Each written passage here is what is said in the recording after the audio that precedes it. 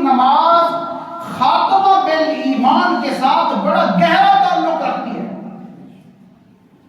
میرے بھائیوں، اس میں سستی نہ کرو، اس میں قطعاً سستی نہ کرو۔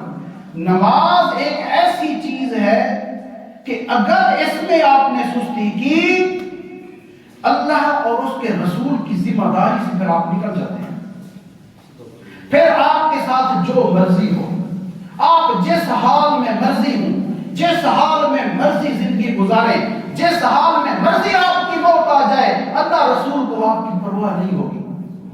اگر 5 وقت کی نماز چھوڑ دی، جو 5 وقت کی نماز پڑھتا ہے وہ اللہ رسول کی ذمہ داری میں ہوتا ہے، اللہ اس کی زندگی بھی بہتر بنا دیتا ہے، اس کی آخرت بھی بہتر بنا دیتا ہے۔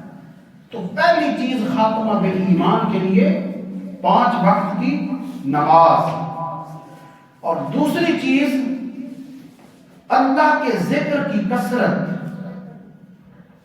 اللہ کا ذکر کرتے رہا کریں، چلتے پھرتے فارغ آنے جانے سے بہتر ہے آپ عادت بنائیں، کثرت سے اللہ کا ذکر کرتے رہا کریں، اپنے وقت کو، اپنی سانسوں کو ضائع نہ کریں، اللہ کا ذکر کرتے رہا کریں۔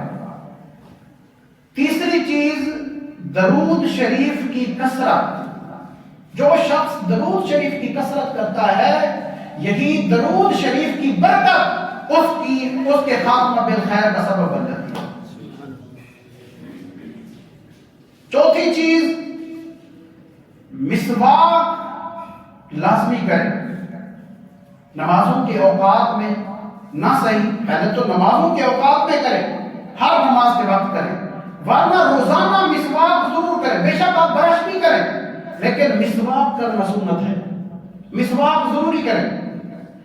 حضور سرور کونین صلی اللہ علیہ وآلہ وسلم کا جس وقت آخری وقت تھا، آپ کے وصال کا وقت، آپ حضرت سیدہ عائشہ صدیقہ رضی اللہ تعالی عنہ کی گود میں تھے، تو آپ فرماتی ہیں، صحیح بخاری کی حدیث ہے، آپ فرماتی ہیں کہ حضور بول نہیں سکتے تھے، نکاہت کی وجہ سے، بیماری کی وجہ سے، کمزوری کی وجہ سے بول نہیں سکتے تھے، تو مجھے اشارہ فرمایا، میں سمجھ گئی کہ حضور مسواک کی طرف اشارہ فرما رہے ہیں۔ میں نے حضور کو مسواک عطا فرمایا، فرماتی ہیں وہ سخت تھا، تو میں نے اپنے منہ سے اس کو چبایا اور پھر حضور سرور کونین صلی اللہ علیہ وسلم کو مسواک کروایا۔ یعنی اس وقت، جس وقت روح نکلنے کا وقت ہے، جو آپ کے وصال کا وقت ہے، آپ اس کے لیے اہتمام کر رہے ہیں، آپ مسواک کر رہے ہیں۔ تو مسواک کرنا، آپ فرماتے ہیں کہ اگر میری امت پر مجھے یہ گراں نہ گزرتا کہ میری امت مشکل میں پڑ جائے گی، تو میں ہر نماز کے وقت مسواک کو فرض کر دیتا ہوں۔ مسواک کی اتنی اہمیت ہے، مسواک کیا کریں۔ اور 5ویں چیز، علماء کرام کے بارے میں دل میں بغض نہ رکھیں۔ دیکھیں، ہر دور میں علماء کرام کی کردار کشی کی جاتی رہی ہے۔ وجہ یہ ہوتی ہے، اسلام مخالف جو قوتیں ہیں وہ یہ چاہتی ہیں کہ اگر اسلام باقی ہے، اپنی اصل شکل میں ہے، اگر لوگوں کے پاس یہ امانت موجود ہے، تو علماء کرام کی مرہون منت ہے۔ اس لیے وہ چاہتے ہیں کہ علماء کو عوام سے دور کر دیں، عوام کو علماء سے متنفر کر دیں، وہ چاہتے ہیں۔ اس لیے ہر دور میں یہ سازش ہوتی رہی کہ علماء کی کردار کشی کی جاتی رہی۔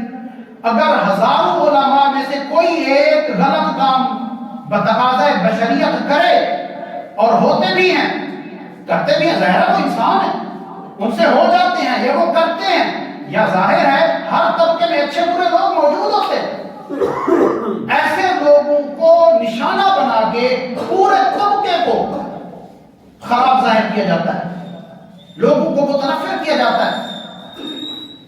وجہ کیا ہوتی ہے؟ تاکہ لوگ دین سے دور رہیں۔ مگر اللہ کے فضل سے آج تک اگر دین اپنی اصلی شکل میں موجود ہے، یہ 1400 سال کی محنت ہے، آج اگر دین اصلی شکل میں موجود ہے تو یہ علماء حق کی مرہون منت ہے۔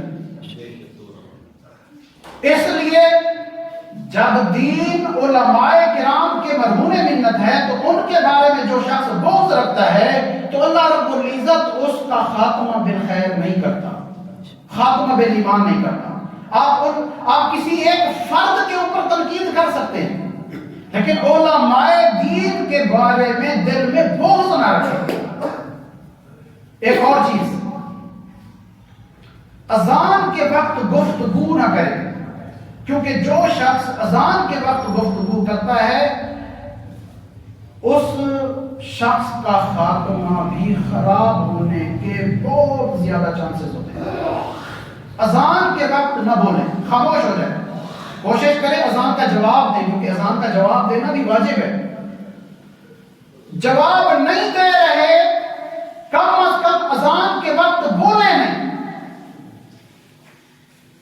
یہ چند چیزیں ہیں جو خاتمہ بالخیر کے لیے اپنی زندگی میں لازمی کر لیں، لازمی کر لیں۔ اللہ کے فضل و کرم سے انشاءاللہ خاتمہ ایمان پر ہوگا۔ اور دیکھیں، ہماری زندگی جیسے مرضی گزرے، ہر ایک کی خواہش ہوتی ہے کہ ہمارا خاتمہ ایمان پر ہو۔ اچھا، اس کے لیے آپ دعا بھی لازمی کیا کریں اللہ رب العزت سے، ہر دعا میں بلکہ شامل کریں اس دعا کو بھی کہ پروردگار میرا خاتمہ ایمان پر فرما۔ دنیا ملے نہ ملے یہ تو عارضی چیز ہے، کوئی دنیا کی خوشی ملے نہ ملے یہ تو عارضی چیزیں ہیں، لیکن خاتمہ بالخیر ہو جائے۔